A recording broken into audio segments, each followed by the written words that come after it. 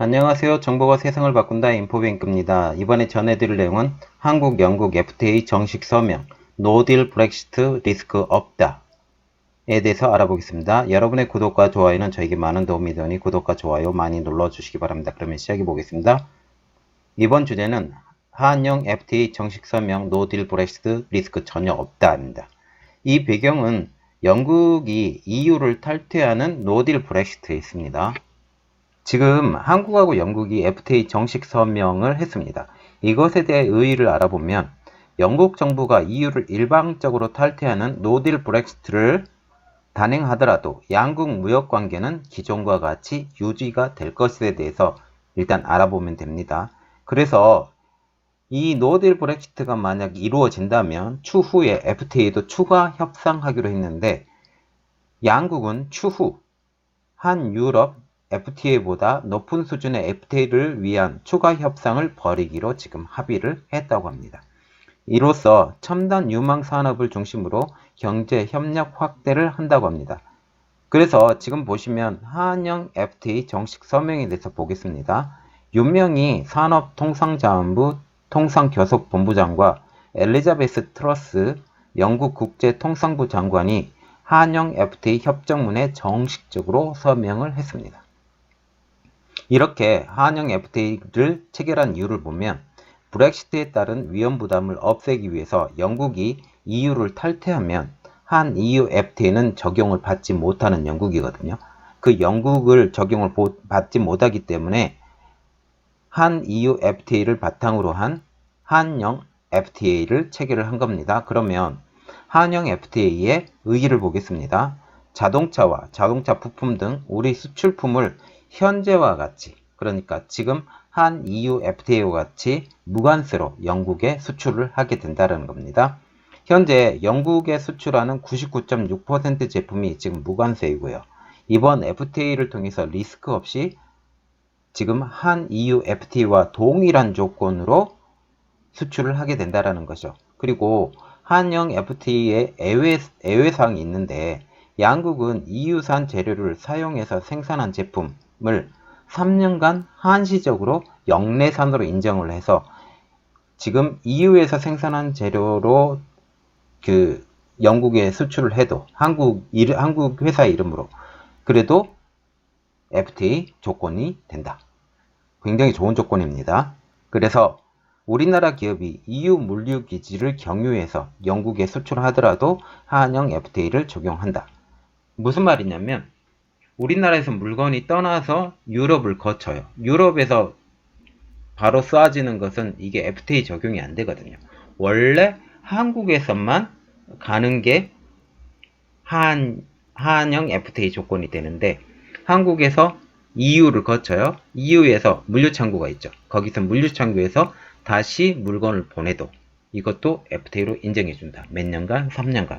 그러면 나중에는 어떻게 돼야 되냐? 한국에서 무조건 영국으로 직통으로 가야 된다라는 거죠. 물론 그 물류가 안 많기 때문에 영국까지도 원래 EU를 통해서 하면 더 이득이 되지만 나중에는 그런 것까지 다 지금 당장은 한 3년 동안은 그걸 인정해 주겠다. 그 말입니다. 그리고 그래서 지금 기존 EU에서 인정하던 지리적 표시는 인정해 주고 그 조건으로 우리가 한영 FTA가 체결이 되었다. 이렇게 되죠. 그리고 서로의 보호 품목이 있습니다. 어떤 품목이 있는지 한번 봐볼게요. 영국에서는 두 개의 품목이고 스카치 위스키, 아이리시 위스키 이 두 가지 품목에서 상호 보호 품목이 되는 거고 한국에서는 64개의 품목입니다. 보석 녹차, 이천쌀, 고려홍삼 등 보통 보면 그 농수산물을 그 보호 품목으로 놔요. 지금 농수산물에 대해서 지금 많이 노력하고 있어요, 한국이. 그래서 농업 분야를 보면 국내 수요보다 생산이 부족한 메가와 보조 사료를 수입할 경우는 최근 3년간 통계를 고려해서 일정 수입량까지 낮은 관세를 부과하기로 했다라고 말을 하고 있습니다. 그러나 이런 관세율을 할당을 초과하는 수량은 높은 관세를 부과해서 국내 농가를 지금 보호해 준다고 합니다. 그리고 FTA 외에 3개 추가 서한에 대해서 서명을 했는데 이 추가 서한을 한번 알아보겠습니다. 이 추가 서한 중에서 가장 중요한 내용에 대해서 발췌해서 지금 볼게요. 그 중에서 중요한 내용은 첫 번째, 협상 잠재력이 높은 5대 분야에 대한 양국 간 협력 강화입니다. 특히 산업, 혁신기술, 중소기업, 에너지, 농업, 자동차 이 분야에 대해서 양국이 협력을 하기로 했다. 그렇게 생각하시면 됩니다. 그리고 두 번째로는 영국의 독자적인 WTO 정부 조달 협정에 가입하는 것을 한국에 지원해 주겠다. 그전에는 WTO 정부 조달 협정을 어느 이름으로 했어요? EU 이름으로 지금 들어갔거든요. EU 이름으로 들어갔는데 이제 자기 독자적으로 하겠다. 독자적으로 하기 때문에 그거에 대해서 한국이 뒤에서 지원 사격을 해달라 지금 이야기입니다. 그래서 이것이 만약 성사가 되면 EU가 개방하지 않았던 고속철도 분야를 영국은 법적으로 한국에 개방하는 방안을 지금 검토한다고 얘기가 되었습니다. 우리가 정말 중요한 게 본 것은 브렉시트의 불확실성입니다. 정부는 브렉시트의 불확실성 때문에 총 3가지 시나리오를 가지고 지금 유연하게 협정을 적용을 했는데요. 보시면 브렉시트 시나리오별 정부 대응이라고 해서 노딜이 되고 딜 합의가 되고 재연장이 되고 그런 거 3가지 시나리오를 가지고 지금 대응을 합니다. 그래서 이 3가지 대응에 따른 또 다른 추후 협상을 높은 수준의 FTA가 지금 체결이 될 겁니다. 첫 번째 노딜 브렉시트입니다. 이번 FTA는 발효가 되고 2년 내 개선 협상을 다시 개시할 생각이라고 합니다. 그리고 딜 브렉시트 이것은 합의를 거쳐서 EU를 탈퇴하는 방안인데 이렇게 될 경우 한 EU FTA를 넘어선 수준의 협상을 다시 진행을 한다고 합니다. 이때 투자, 무역 구제 절차, 직접재산권, 원산지 등에 대한 추가 협의를 다시 추진하겠다 이렇게 말을 했습니다. 영국은 EU 내에서도 한국 입장으로 보면 두 번째로 큰 교역 대상국입니다. 자, 협력 확대입니다.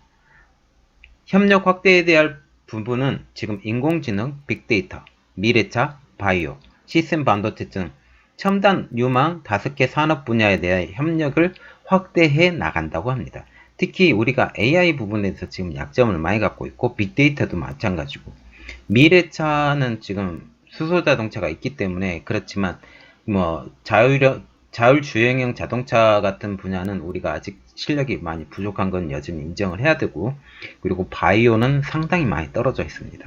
그리고 시스템 반도체는 우리나라가 강점이 있기 때문에 서로 산업 협력을 확대를 해 나가겠다. 지금 그렇게 얘기를 하고 있습니다.